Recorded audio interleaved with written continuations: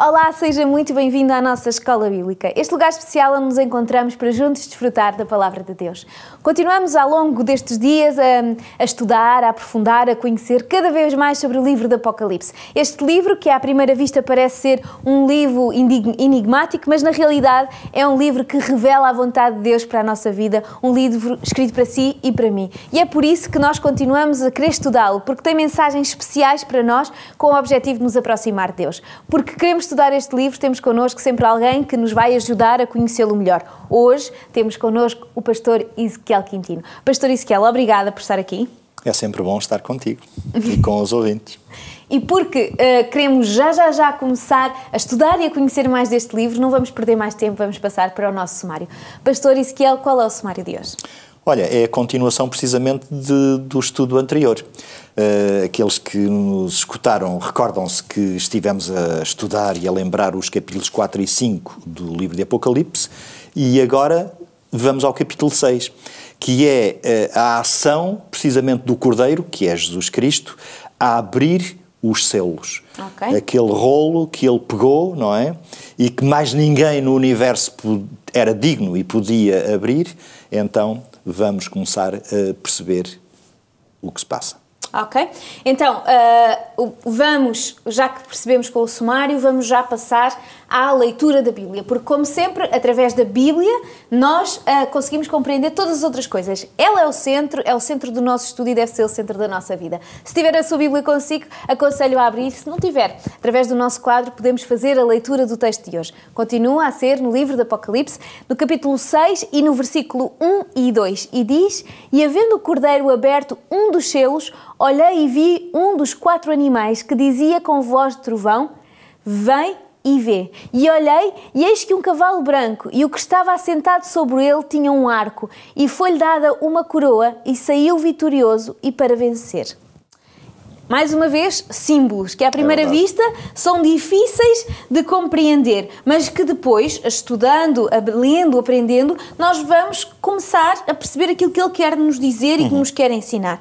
Então, este que vem no cavalo branco e tem como objetivo, então vamos saber a compreensão destes selos que vão ser abertos, qual é o significado destes selos?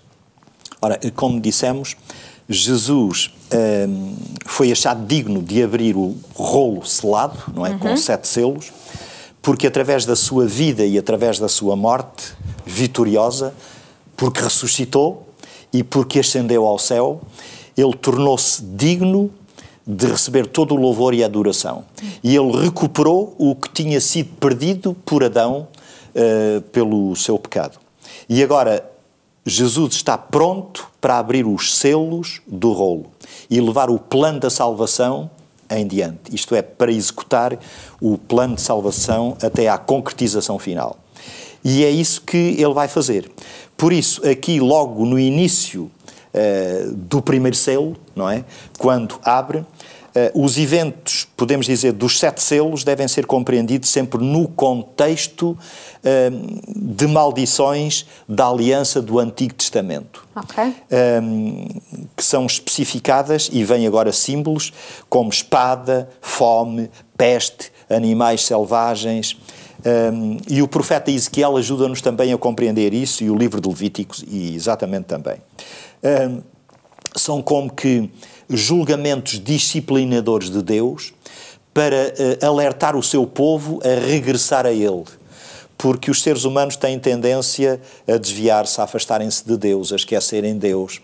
E, portanto, quando surgem calamidades, quando surgem problemas na vida, as pessoas, lá diz o povo, lembram-se mais de Deus quando troveja, não é? E então é uma maneira de Deus os atrair. Não é que Deus envie castigos, mas o facto das pessoas se afastarem de Deus impede que Deus os continue a proteger e a abençoar. E porque se afastam de Deus, ficam sem proteção e por isso acontecem os problemas muitas vezes. Por isso, Deus procura despertar o seu povo. E agora aqui trata-se deste símbolo de um cavaleiro montado num cavalo que vem para conquistar. Portanto, o texto diz que é um cavalo branco, pureza. Lá está. portanto, o início, a vitória, e vem com um arco. Entregaram-lhe uma coroa, vitorioso, saiu para continuar a vencer.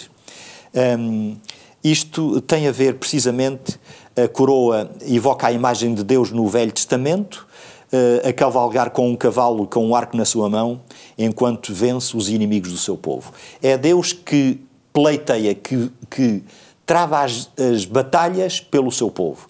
E lembramos quando o povo de Israel saiu do Egito, eles não tinham que fazer nada, não tinham que pegar em armas, não tinham que lutar. Se eles seguissem todas as instruções de Deus, eles iriam para a terra prometida sem nunca pegar em nenhuma arma. Mas nem sempre foi assim. Mas Deus enfrentava... Esse era o objetivo, não é? Esse era o objetivo. Portanto, a cena do primeiro selo descreve a proclamação do Evangelho, que saiu para vencer, por isso vem na sua pureza, ao sair dos lábios de Jesus, também dos apóstolos que seguiram, a proclamação do Evangelho teve uma propagação grandiosa, rápida, em todo o Império Romano, espalhou-se muito rapidamente, começou a expandir-se o reino de Deus. Portanto, profeticamente, esta cena do primeiro selo corresponde à mensagem da igreja de Éfeso, historicamente, se assim quisermos. É o período apostólico, a igreja primitiva, como se costuma dizer. Primitiva, não no sentido negativo do termo, mas primitiva porque é a primeira, do início, o arranque do Evangelho que espalhou rapidamente por todo o mundo. E depois a seguir vêm os segundos e os terceiros selos. Nos versos 3 e 4, o segundo selo, que nos diz que viu um cavalo vermelho, o seu cavaleiro recebeu uma grande espada, foi-lhe dado o poder de tirar da terra a paz para que os homens se matassem uns aos outros. Aqui, já pela descrição e por este simbolismo, se percebe um cavalo vermelho já cheira a sangue, exatamente, não é? E diz para que os homens se matassem uns aos outros. Digamos, não é o cavalo que mata. Exatamente. Mas ele tira a paz, isto é, a mensagem do Evangelho desconcerta muitas vezes. As pessoas não ficam em paz porque quando não aceitam Deus como Salvador, Deus como Redentor, Deus como Criador, entram em litígio com elas próprias e em guerra também com Deus. E assim entram em guerra também com os seus semelhantes. Por isso, isto, digamos, é a consequência da rejeição do Evangelho. O Evangelho espalhou-se. O Evangelho significa boas novas, boas notícias de salvação, de recuperação do mal, saída do mal. Há uma solução para o problema do mal e do pecado. E ao reverso da medalha, os que aceitam são os fiéis. Os que rejeitam, portanto, vão entrar com problemas. Mas também o sangue nos lembra o período da perseguição. Os crentes fiéis também foram perseguidos. A começar no segundo século e até que Jesus volte, haverá sempre perseguição aos fiéis, durante toda a história da humanidade. Mas, com base na descrição do cavalo negro e do cavaleiro, que é depois o terceiro selo, um cavalo preto, o seu cavaleiro trazia uma balança na mão e ele dizia, portanto, 1 quilo de trigo como salário de um dia e 3 quilos de cevada como salário de um dia. Mas não estraguem o azeite nem o vinho.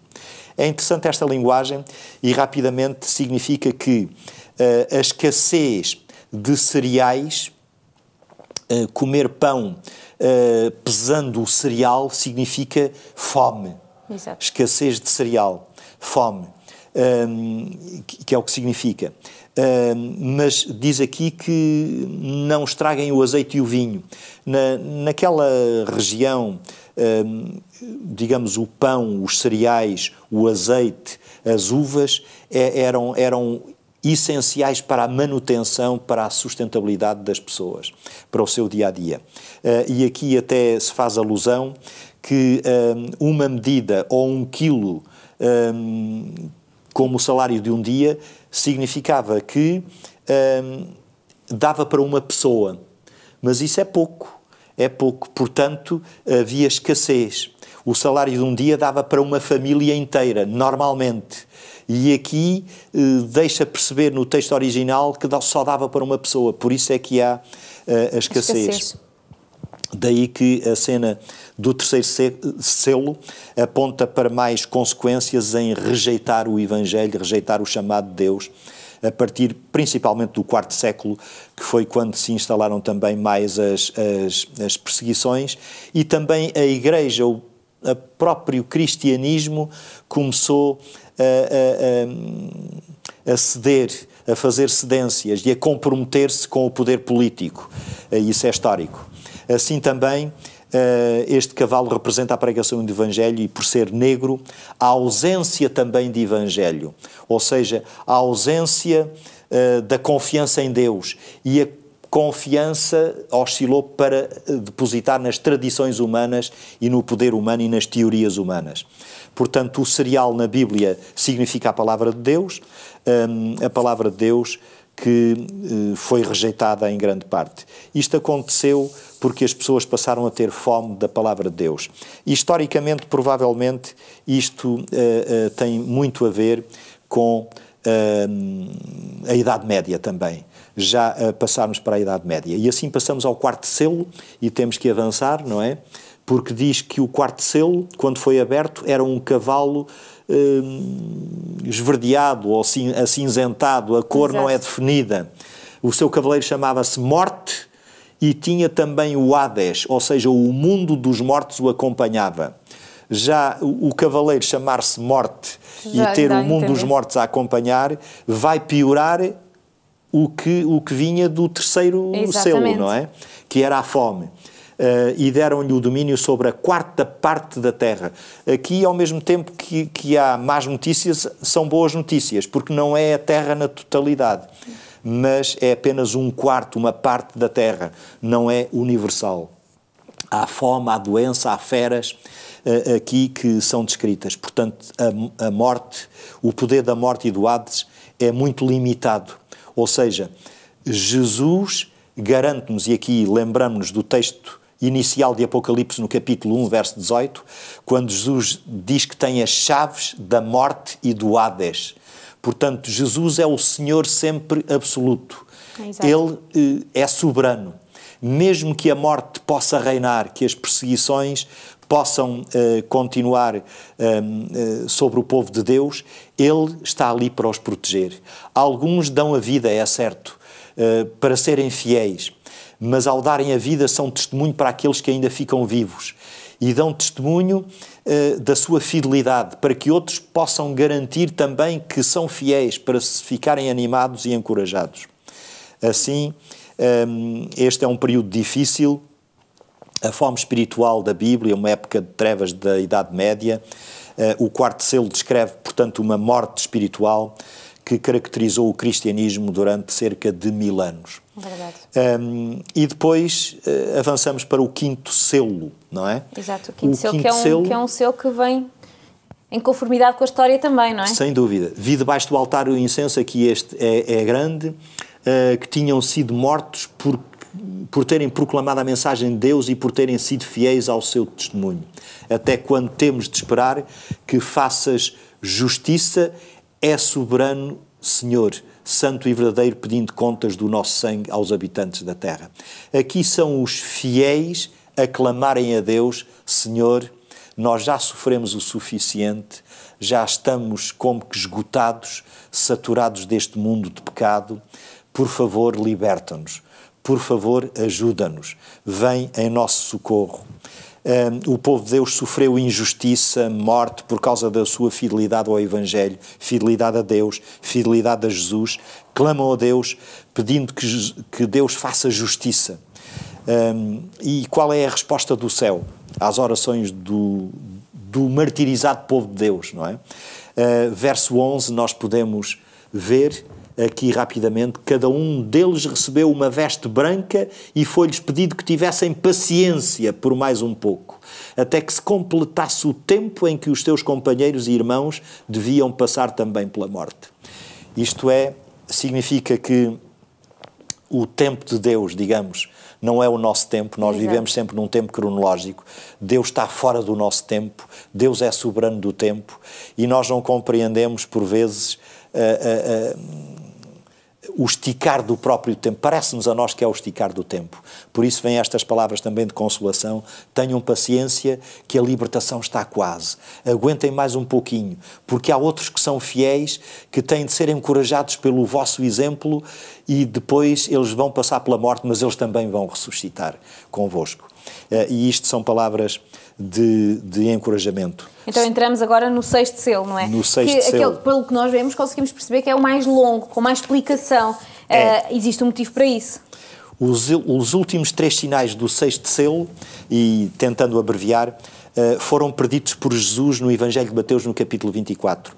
E deviam ocorrer no final da chamada Grande Tribulação, que depois também vem no capítulo 7 de Apocalipse, que ainda não chegámos lá.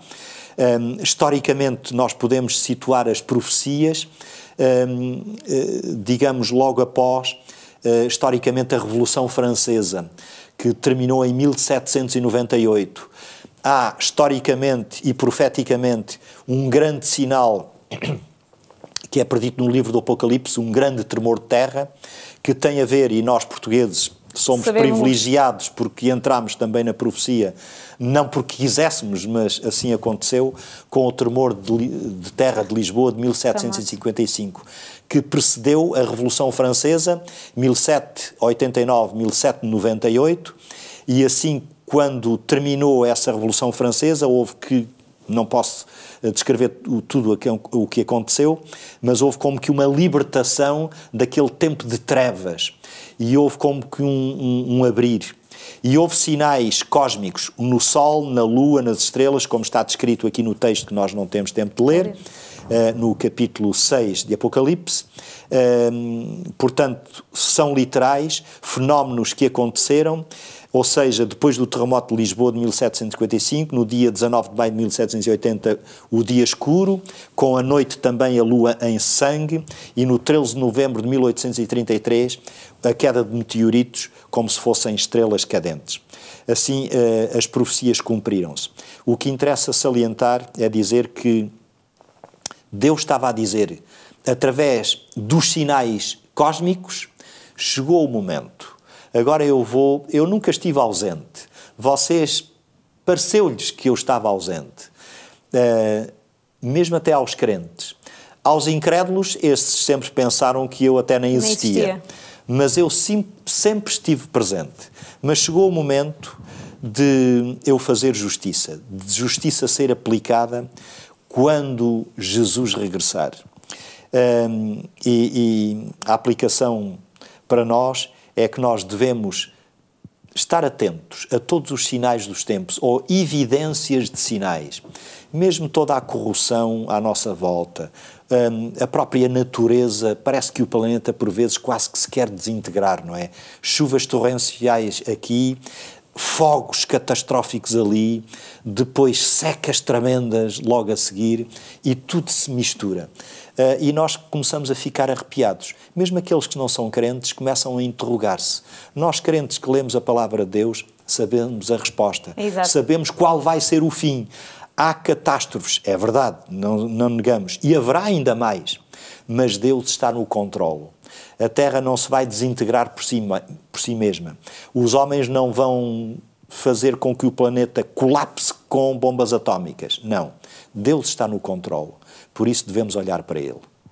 Obrigada, porque é realmente isso que Deus nos mostra. Ele está ao controle e a verdade é que nós conseguimos, através dos selos, compreender como Ele guiou ou deixou que os acontecimentos seguissem a sua história natural, a sua história. Ele teve ao controle e sabia cada um desses momentos, e nós tivemos a oportunidade de ver cada um desses momentos. Obrigada pela explicação. Agora que eu já compreendi isto, o que é que eu posso, como é que eu posso aplicar isso na minha vida, como é que eu posso aprendendo? Fazendo. Ponto fulcral. Deus nunca abandona os seus filhos. Deus nunca abandona aqueles que querem ser fiéis. Deus nunca abandona aqueles que decidem viver com Ele e para Ele. Por isso devemos continuar a depositar toda a nossa confiança, toda a nossa fé nele e esperar nele. Mesmo que o horizonte se apresente escuro, negro, Deus vence. Ele vencerá. Com esta certeza terminamos o programa de hoje. Temos um Deus vencedor, que já venceu por cada um de nós, que vai voltar aqui para nos levar para junto dele, na sua vitória, na sua glória. Essa é a certeza que levamos deste programa. Queremos continuar a contar consigo, queremos continuar a estudar este livro magnífico que é o livro do Apocalipse. Encontramos-nos brevemente para juntos desfrutar da palavra de Deus e fazer com que ela seja vida para cada um de nós. Obrigado pela sua presença. Até lá.